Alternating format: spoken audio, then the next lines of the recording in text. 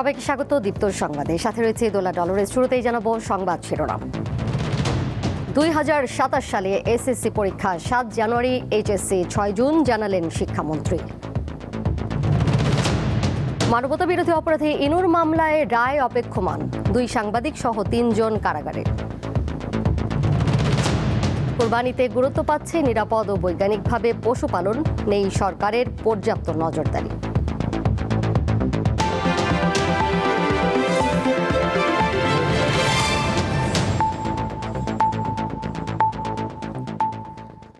দু সালের এসএসসি ও সমমানের পরীক্ষা 7 জানুয়ারি এবং এইচএসসি ও সমমান পরীক্ষা 6 জুন শুরু হবে বলে জানিয়েছেন শিক্ষামন্ত্রী আনম এহসানুল হক মিলন।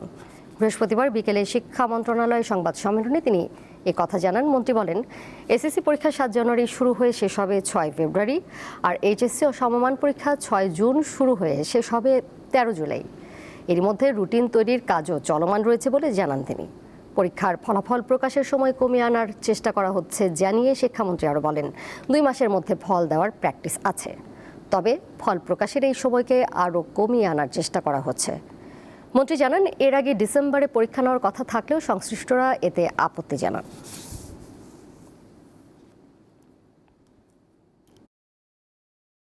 আমরা ইতিমধ্যে দেখেছি যে এই এসএসসি পাস করতে 20 বছর বয়স হয়ে যায়, অর্থাৎ ডেমোগ্রাফিক ডিভিডেন্টে আমরা দেখেছি যে জাতি 40 লক্ষ বছর পিছিয়ে যায়।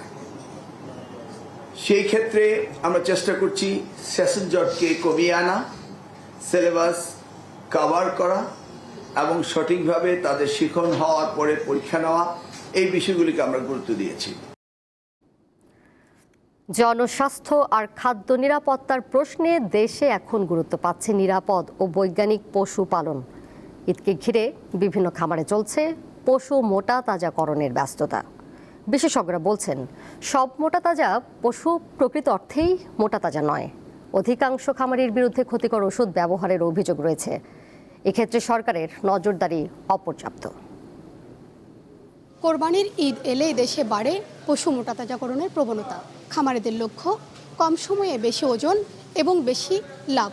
তবে প্রশ্ন হচ্ছে, এইসব মোটা তাজাকরণ কতটা বৈজ্ঞানিকভাবে হচ্ছে, কিংবা সব পশুই কি স্বাভাবিকভাবে মোটা করা হচ্ছে, নাকি কোথাও কোথাও ব্যবহার করা হচ্ছে ক্ষতিকর স্টেরয়েড, হরমোন কিংবা নিষিদ্ধ ওষুধ।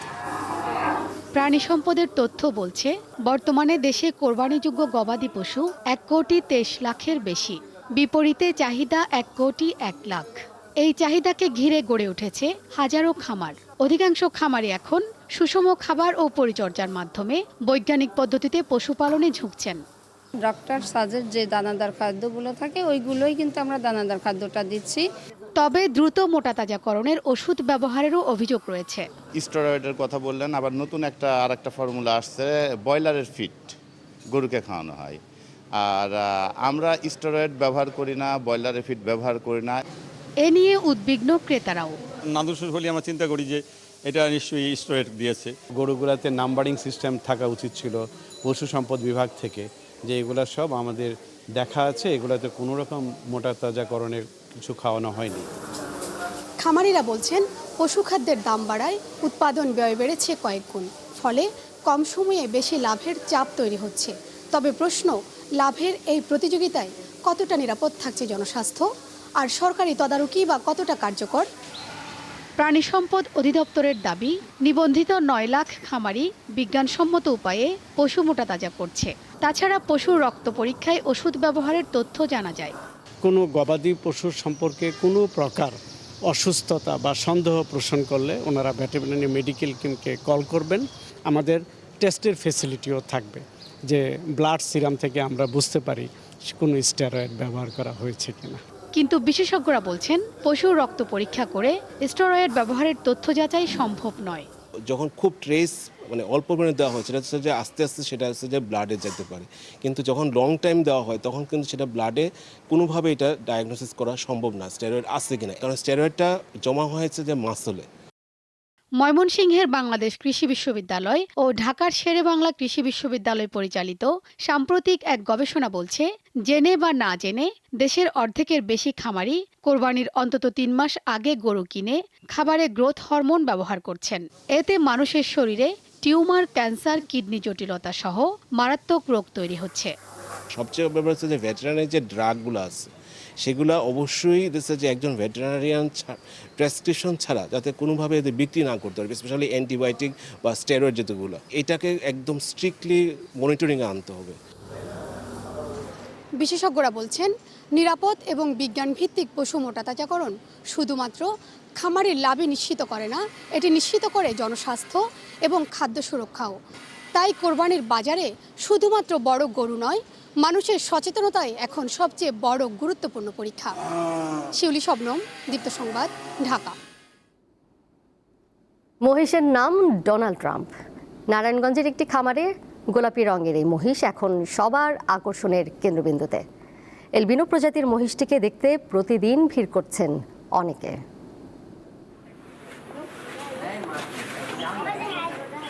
কোরবানির ঈদ ঘিরে প্রতি বছরই পশুর নামকরণ নিয়ে ব্যাপক উৎসাহ উদ্দীপনা দেখা যায় খামারিদের মাঝে। এবারও এর ব্যতিক্রম হয়নি। এবার পশুর বাজারে আলোচনার জন্ম দিয়েছে ডোনাল্ড ট্রাম্প নামের এক গোলাপি মহিষ। নারায়ণগঞ্জ শহরের পাইকপাড়ায় রাবেয়া অ্যাগ্রো ফার্মে নানা প্রজাতির পশুর পাশাপাশি এলবিনো প্রজাতির এই মহিষটির লালন পালন করা হয়। ব্যতিক্রমী রং ও বৈশিষ্ট্যের কারণে সবার নজর কেড়েছে মহিষটি। এটা আমরা 7, 8, 9 মাস ধরে আনা হয়েছে, যা এটা সুন্দর চুলের জন্য। ডোনাল্ড ট্রাম্পে আনার পর থেকে আমরা প্রতিদিন 4 বার করে গোসল করাই। ঘাস, খের, মিক্সচার দেওয়া হয়। তারপরে ওনার ভিতরে যে মায়াটা আমগো আছে, অন্য ভিতরে এত মায়া নাই। এটিকে দেখতে প্রতিদিন ভিড় করেন অনেকে। কুরবানি দেখ যে পশু কুরবানি দেয়, সেখানে ফেসবুকের ভিতরে যে ভাইরাল যে ডোনাল্ড ট্রাম্পের যে একটা মহিষ আছে, আমরা ফ্রেন্ড সার্কেল নিয়ে আমরা অবশ্যই আসছি। ব্যতিক্রমী এরকম মহিষ আমি এর আগে কখনো দেখি নাই। মহিষটির বয়স 4.5 বছর। গত কোরবানির ঈদে রাজশাহী থেকে কিনে এটিকে লালন পালন করা হয় এই ফার্মে। ডোনাল্ড ট্রাম্প নামটা দিছে আমার ছোট ভাই, বেসিক্যালি ওর চুলটার কারণে। ওর চুলটা আপনি দেখবেন, ওর চুলটা কিন্তু লাল প্লাস সামনের দিকে একটু ঝুঁকানো, এই কারণে আর কি ওর নামটা ডোনাল্ড ট্রাম্প দেওয়া হয়েছে। আসলে একটা এলবিনো জাতের মহিষ, এগুলা ইন্ডিয়া থেকে আমাদের দেশে আসছে এবং আমার এটা সংগ্রহ করা হাট থেকে। মহিষটির খাবার তালিকাও বেশ সমৃদ্ধ। নিয়ম করে ভুট্টা, সয়াবিন, খৈল, গমের ভুসি, তিলের খৈল, ধানের কুড়া, খড় ও ঘাস খাওয়ানো হয়। সঞ্জিদা প্লাবনী, দীপ্ত, বার্তা কক্ষ। ঠাকুরগাঁয়ে জনপ্রিয় হয়ে উঠেছে কেজি দরে কুরবানির পশুর বেচাকেনা। প্রচলিত দর কষাকষির পরিবর্তে লাইভ ওয়েট বা ওজনের ভিত্তিতে বিক্রি হচ্ছে কোরবানির পশু। জেলার চিত্র তুলে ধরেছেন সহকর্মী মঈনুদ্দিন তালুকদার হিমেল। ঠাকুরগাঁয় হাটগুলো এখনো সেভাবে জমে না উঠলেও ঠাকুরগাঁয়ে যে বিভিন্ন অ্যাগ্রো ফার্মগুলো আছে, এখানে এসে সাধারণত ক্রেতারা লাইভ ওয়েটে গরু কেনা করার জন্য ভিড় জমাচ্ছে। আমি এখন আছি বিসমিল্লাহ অ্যাগ্রো ফার্মে। এখানে সেখানকার পরিচালক রফিক ইসলামের সাথে আমি একটু কথা বলতে চাই এবং আসলে এই বিষয়ে তার কাছ থেকে আমি কিছু ধারণা নিয়ে পেতে চাই। রফিক ভাই, আসলে এবার কুরবানি ঈদে আপনি কিরকম সাড়া পাচ্ছেন, আর আপনার এখানে কি কি সুবিধা আছে? না, আমাদের এখানে সুবিধা আছে, আমরা লাইভ ওয়েটে গরু বিক্রি করি, ক্রেতা ঠকানোর কোনো সম্ভাবনা নেই। আমরা 450 টাকা ধরে দেশি বিদেশি সর্বনিম্ন ছোট বড় আমাদের 80,000 থেকে শুরু করে 7-8 লাখ টাকা দামের পর্যন্ত গরু আছে। তবে তারা যার যেটা পছন্দ তারা দেখে শুনে এখান থেকে নিতে পারে এবং আমাদের হোম সার্ভিস ডেলিভারি দেওয়ার মতো আমাদের ব্যবস্থা আছে। আমাদের নিজস্ব পরিবহনে আমরা সেটাকে সরবরাহ করে থাকি, তবে ক্রেতার খরচে। তবে এখানে একটা জিনিস আমাদের সুবিধা, প্রতিবারের ন্যায় আমরা এবারও এই গরুগুলো আমরা প্রস্তুত করেছি ন্যাচারাল পদ্ধতিতে। কত টাকা কেজিতে আপনারা? আমরা 450 টাকা কেজি ধরে গতবারও বিক্রি করেছি, তার আগের বারও বিক্রি করেছি। আমরা লাইভ ওয়েটে বিক্রি করা শুরু করেছি 2023 সাল থেকে পুরোপুরি।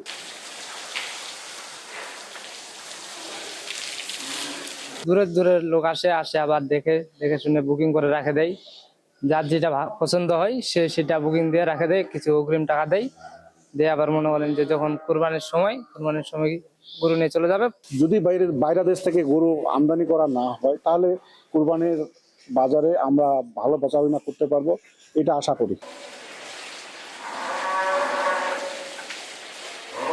আমার গেলে মনে করেন 450 টাকা কেজি গোটা গরু কিনে আনলে আমরা ইনশাল্লাহ ঠকি না। দর কষাকষিতে আমরা অনেক সময় ঠকে যাই, ওজনে কিনাটাই ভালো, ওজন করে কিনলে আমাদের তো ঠকা হয় না। ঠাকুরগাঁয়ে চাহিদার তুলনায় এবার অতিরিক্ত পরিমাণে গরু প্রস্তুত হলেও খামারিরা এবং গরুর মালিকেরা আশা করছেন যে গতবারের তুলনায় এবার ঠাকুরগাঁয়ের গরুর বাজার বেশ জমজমাট হবে এবং গরু থেকে তারা ভালো মুনাফা করতে পারবে। ঠাকুরগাঁও থেকে মঈনুদ্দিন তালুকদার, হিমেল, দীপ্ত সংবাদ। এবারে যাচ্ছি অন্যান্য প্রসঙ্গে। মাতৃগর্ভের সন্তান মেয়ে না ছেলে, এটি জানতে চাওয়া কি শুধুই কৌতূহল, নাকি এর পেছনে লুকিয়ে আছে অন্য কিছু? চিকিৎসকরা বলছেন, জন্মের আগেই শিশুর লিঙ্গ পরিচয় প্রকাশ গর্ভবতী মাকে অনেক সময় চাপে ফেলে দেয়। আর আইনজীবীদের মতে এতে অনেক সময় কন্যা শিশু হত্যার প্রবণতা বাড়ায়। এমন পরিস্থিতিতে গর্ভের শিশুর লিঙ্গ নির্ধারণ ও প্রকাশকে বেআইনি ঘোষণা করে একাধিক গুরুত্বপূর্ণ নির্দেশনা দিয়েছে হাইকোর্ট। অনাগত সন্তান ছেলে নাকি মেয়ে হবে তা জানার জন্য সমাজে এক অসুস্থ প্রতিযোগিতা চলে আসছে দীর্ঘকাল ধরে। এই কৌতূহল অনেক সময় রূপ নেয় সামাজিক বৈষম্য আর মেয়ের ভ্রূণ হত্যার মতো অপরাধে। মায়েদের অভিজ্ঞতায় উঠে এসেছে সমাজের এই নির্মম বাস্তবতা। আমার শুধু একটা শব্দ বারবার কানে বাজছিল, আহারে বাবাটা দেখে যেতে পারলো না, আমরা চাই ওর জন্য একটা ছেলে বেবি হয়, ওর জন্য বাবা ফিরে আসে। যে অনাগত সন্তান আমার গর্ভে আছে, যে আসবে পৃথিবীতে, সে সুস্থ হয়ে আসবে, একটা সন্তান আসবে, এতে মানুষ খুশি হতে পারছে না। সে ছেলে হতে হবে কিংবা মেয়ে হতে হবে, সেই এক্সপেকটেশনটা তাদের কেন এত বেশি থাকবে? আমি যখন মা হয়েছি, আমি প্রথমবার দেখা গেছে যে মেয়ে হয়েছে বা ছেলে হয়েছে, এটা কোনো ফ্যাক্ট না। দ্বিতীয়বার যখন গর্ভবতী হয় তখন কিন্তু পরিবার, সমাজ সবারই একটা আগ্রহ থাকে যে প্রথমবার যদি ছেলে হয় তাহলে এখন মেয়ে হোক, বা মেয়ে হলে ছেলে হবে। মানে এইটা একটা আমাদের সামাজিকভাবে একটা গ্রো হয়ে গেছে। চিকিৎসকরা মনে করেন, সন্তানের লিঙ্গ প্রকাশে অনেক সময় হবু মায়েরা মানসিকভাবে ভেঙে পড়েন এবং অনাকাঙ্ক্ষিত চাপের শিকার হন। বেশিরভাগই আছে, দেখা যাচ্ছে ওই ফ্যামিলিতে যারা আছেন, অন্যান্য মানুষ যারা থাকেন, সেই মানে গর্ভবতী নারীর সাথে ফ্যামিলি যারা বয়স্ক রয়ে গেছে তারা জানতে চায় আসলে এটা কি ছেলে হবে না মেয়ে হবে। যখন শুনে মেয়ে সন্তান হবে, তখন আগে যখন জেনে ফেলে তখন তার প্রতি ওই মানে আগের প্রতি সে ভালোবাসা, সে কেয়ারটা অনেকটা কমে আসে। তাকে মানসিক নির্যাতন করে, শারীরিক না করলে মানসিকভাবে নির্যাতন করে, যে একটা মেয়ে হচ্ছে অত কেয়ার করা। এটা কিন্তু আমাদের দেশে কিন্তু কালচারে আছে। 2020 সালের 26 জানুয়ারি সুপ্রিম কোর্টের আইনজীবী ইসরাত হাসান গর্ভের শিশুর পরিচয় প্রকাশ বন্ধে একটি রিট আবেদন দায়ের করেন। 2024 সালের 25 ফেব্রুয়ারি রায় ঘোষণার পর সোমবার প্রকাশিত পূর্ণাঙ্গ রায়ে আদালত স্পষ্ট বলেছে, অনাগত শিশুর লিঙ্গ নির্ধারণ ও প্রকাশ নারীর প্রতি বৈষম্য, কন্যা শিশু হত্যার প্রবণতা, সামাজিক ভারসাম্যহীনতা এবং সাংবিধানিক অধিকারের পরিপন্থী। আমাদের দেশে আসলে নারীদেরকে অবহেলা করা হয়, তাদের প্রতি অবিচার করা হয়। সোজা কথায় যখন শুনতে পাই মেয়ে হবে, গর্ভের সন্তান, এই পরিপ্রেক্ষিতেই আমি মূলত রিটটা করা। রিট পিটিশন ফাইল করার পরে অনেক ধরনের অনেক কোশ্চেন রেইজ হয়েছে, অনেক কিছু হয়েছে। পরবর্তীতে গভর্নমেন্টের যে স্বাস্থ্য অধিদপ্তর একটা এটা নিয়ে আসলে একটা সার্ভে চালায় যে আসলেই ঘটনা সত্যি কিনা। সার্ভেতে দেখে যে আসলেই বিষয়টা তাই, আমাদের পুরো বাংলাদেশের চিত্রই এটা, কেউ স্বীকার করুক আর না করুক। এবং হসপিটালগুলোর, ডায়াগনস্টিক সেন্টারগুলোর অন্যতম ব্যবসা হচ্ছে গর্ভের সন্তান ছেলে না মেয়ে সেটা বলে দেওয়া। আদালত শুধু নিষেধাজ্ঞাই দেয়নি, দেখিয়েছে কার্যকর সমাধানের পথও। আগামী 6 মাসের মধ্যে স্বাস্থ্য অধিদপ্তরকে দেশের প্রতিটি ডায়াগনস্টিক সেন্টারের জন্য একটি কেন্দ্রীয় ডিজিটাল ডাটাবেস তৈরির নির্দেশ দেওয়া হয়েছে। ছেলে না মেয়ে, গর্ভের সন্তানের লিঙ্গ জানার সামাজিক কৌতূহল বহু ক্ষেত্রে রূপ নেয় বৈষম্যে। প্রযুক্তির অগ্রগতির সঙ্গে সঙ্গে আল্ট্রাসনোগ্রাম সহ বিভিন্ন পরীক্ষার মাধ্যমে ভ্রূণের লিঙ্গ জানার প্রবণতা বাড়লেও এবার সেই চর্চার বিরুদ্ধে কঠোর অবস্থান নিলেন হাইকোর্ট। সুপ্রিম কোর্ট প্রাঙ্গণ থেকে মাহিদুর রহমান, দীপ্ত সংবাদ, ঢাকা। 2024 সালের গণঅভ্যুত্থান চলাকালে কুষ্টিয়ায় 6 জনকে হত্যা সহ 8 অভিযোগে মানবতা বিরোধী অপরাধ মামলায় সাবেক মন্ত্রী হাসানুল হক ইনুর মামলায় রায় ঘোষণা করা হবে যে কোনো দিন।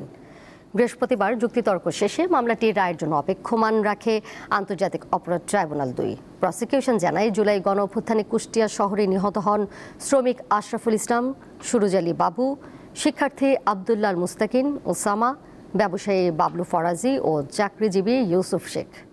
আহত হন বহু নিরীহ মানুষ। এই পরিপ্রেক্ষিতে ইনুর বিরুদ্ধে উস্কানি, প্ররোচনা ও ষড়যন্ত্র সহ সুনির্দিষ্ট 8টি অভিযোগে ট্রাইব্যুনালে আনুষ্ঠানিক অভিযোগ দাখিল করে প্রসিকিউশন।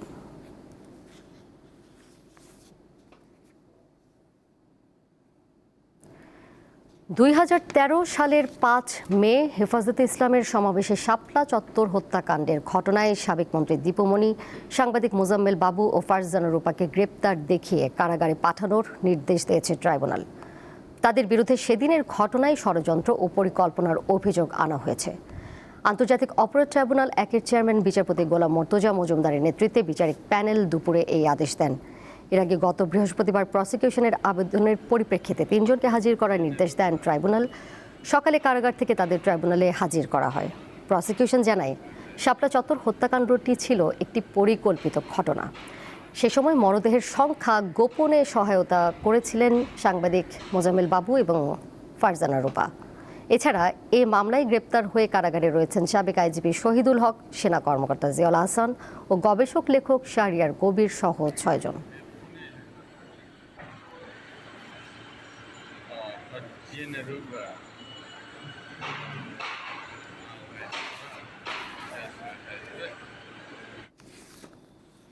এবার কেওয়াই স্টিল চট্টগ্রাম সংবাদ।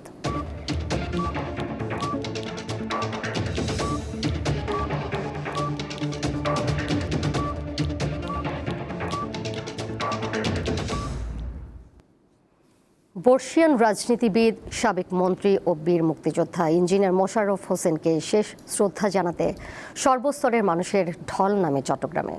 সকাল 11টায় নগরীর জমিয়াতুল ফালা জাতীয় মসজিদ প্রাঙ্গণে দ্বিতীয় জানাজার পর তাকে গ্রামের বাড়ি মিরসরাইতে নেওয়া হয়। সেখানে বাদ আসর তৃতীয় জানাজার শেষে পারিবারিক কবরস্থানে তাকে দাফন করা হবে। এ থেকে জানাজায় অংশ নিয়ে চট্টগ্রাম সিটি কর্পোরেশনের মেয়র ডাক্তার শাহাদাত হোসেন বলেন, মন্ত্রী হিসেবে অবদানের জন্য চট্টগ্রামবাসী সবসময় তাকে স্মরণ করবে। মহান মুক্তিযুদ্ধে তার অবদান এবং চট্টগ্রামের উন্নয়নে ভূমিকা রাখায় মানুষ শ্রদ্ধার সঙ্গে তাকে স্মরণ করবে। আওয়ামী লীগের নেতাকর্মী ছাড়াও হাজার হাজার সাধারণ মানুষ অংশ নেন ইঞ্জিনিয়ার মোশাররফ হোসেনের জানাজায়। উনি চট্টগ্রামের জন্য যথেষ্ট অবদান রেখেছেন, আমরা কৃতজ্ঞতার চিত্তে সেটা স্মরণ করছি।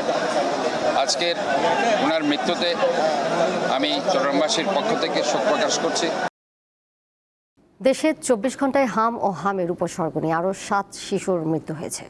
এ সময় নতুন করে 1518 জনের শরীরে হাম ও এর উপসর্গ পাওয়া গেছে।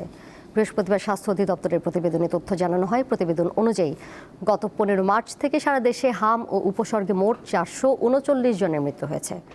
এছাড়া হামের উপসর্গ নিয়ে হাসপাতালে মোট ভর্তি হয়েছে 39,160 শিশু। এর মধ্যে সুস্থ হয়ে হাসপাতাল থেকে বাড়ি ফিরেছে 34,968 শিশু। রাজধানীর উত্তরা ও গাজীপুরে অভিযান চালিয়ে জাল টাকা তৈরির অভিযোগে 3 জনকে গ্রেপ্তার করেছে পুলিশ। দুপুরে ডিএমপি মিডিয়া সেন্টারে সংবাদ সম্মেলনে তথ্য জানান গোয়েন্দা প্রধান মোহাম্মদ শফিকুল ইসলাম। তিনি জানান, চক্রটি কোরবানির ঈদ সামনে রেখে 34 লাখ টাকার বেশি জাল টাকা ছাপিয়েছে। কোরবানির হাটকে কেন্দ্র করে জাল টাকা কেনা বেচা হচ্ছে এমন তথ্যের ভিত্তিতে অভিযান চালায় পুলিশ। উত্তরায় জাল টাকা বিক্রির সময় চক্রের প্রধান সহ 3 জনকে গ্রেপ্তার করে ডিবি। এ সময় 3টি টাকা তৈরির মেশিন সহ বিপুল পরিমাণ জাল টাকা উদ্ধার করা হয়।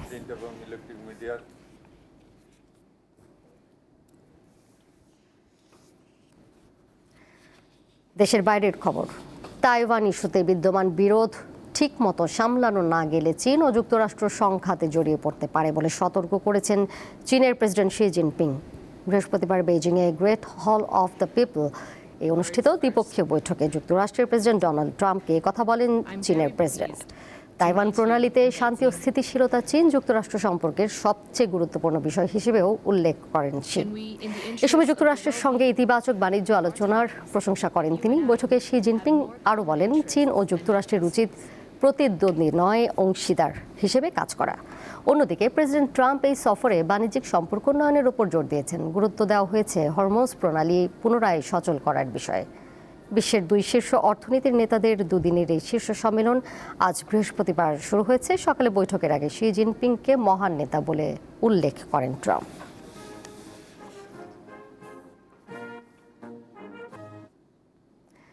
শেষ করব দীপ্ত সংবাদ। যাবার আগে শিরোনামগুলো জানিয়ে দিব আরও একবার।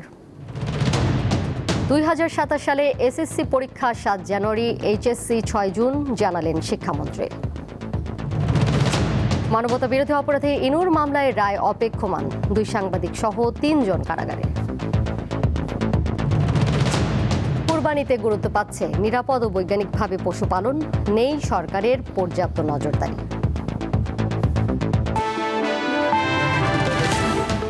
এই ছিল এখনকার মতো।